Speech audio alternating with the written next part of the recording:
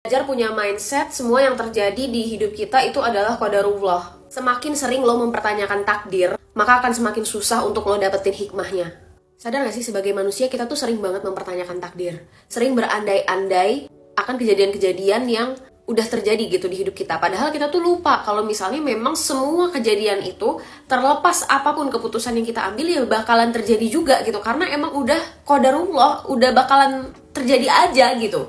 Dan yang kita sebut-sebut sebagai kebetulan itu emang udah direncanain sama yang maha kuasa. Gue sebagai manusia mengakui ya, banyak banget kejadian di hidup gue yang gue sesali. Dan gue berandai-andai, kalau aja seandainya gue gak gini, kalau aja gue seandainya gak melakukan hal itu, pasti ini gak akan terjadi.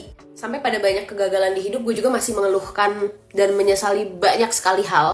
Sampai akhirnya gue cerita ke temen gue dan dia bilang kayak gini, Mil, gue tahu lo sedih dan kecewa dan sangat frustasi karena kejadian ini.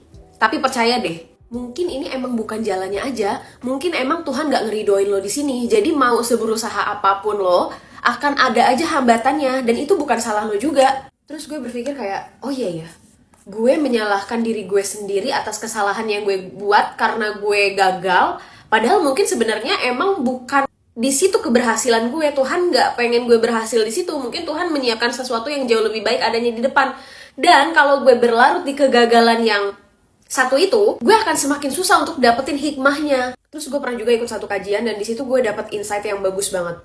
Semua itu terjadi karena Allah mau. Semua itu terjadi karena emang keinginan Allah. Dan lo sebagai manusia nggak akan bisa dapetin hikmahnya kalau hati lo tuh belum ridho untuk menerima bahwa itu qadarullah. Sebenarnya hidup tuh akan jauh lebih damai kalau misalnya kita berhenti mempertanyakan takdir. Ya nggak sih? Dari situ gue belajar kayak, oh oke, apapun yang terjadi di hidup gue belajar untuk nerima bahwa mungkin ini nggak sesuai sama keinginan gue, mungkin ini nggak sesuai sama ekspektasi gue, tapi ini adalah yang Tuhan mau. Gue belajar apa dari kejadian ini? Jadi gue nggak berlarut di pertanyaan kenapa, dan kenapa. Karena mau sekeras apapun gue berpikir sebagai manusia, ya kapasitas gue terbatas, gue nggak akan bisa untuk dapetin jawabannya saat itu juga.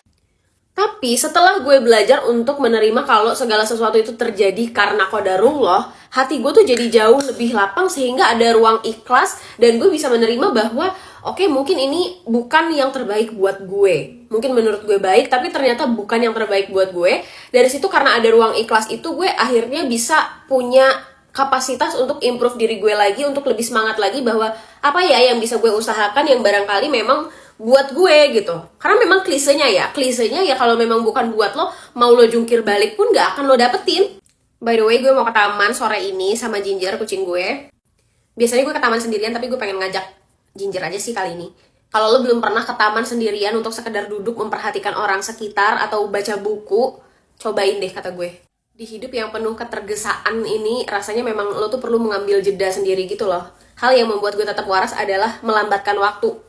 Belajar untuk melambatkan waktu. Caranya ya udah dengan tidak melakukan apa-apa, dengan misalnya gue meditasi, dengan misalnya gue duduk di taman dan fokus sama apa yang gue kerjakan pada saat itu aja, real gitu. Bukan di dunia maya, bukan di sosial media. Hal itu cukup sih membuat gue recharge dan sadar lagi bahwa banyak banget sih nikmat yang Allah kasih ke gue, tapi kadang gue suka denial, kadang gue suka lupa gitu. Karena itu kayak udah jadi default di kita, jadi kita lupa gitu loh. Kayak kita nggak akan sadar betapa enaknya nikmat sehat kalau kita belum ngerasain sakit kan.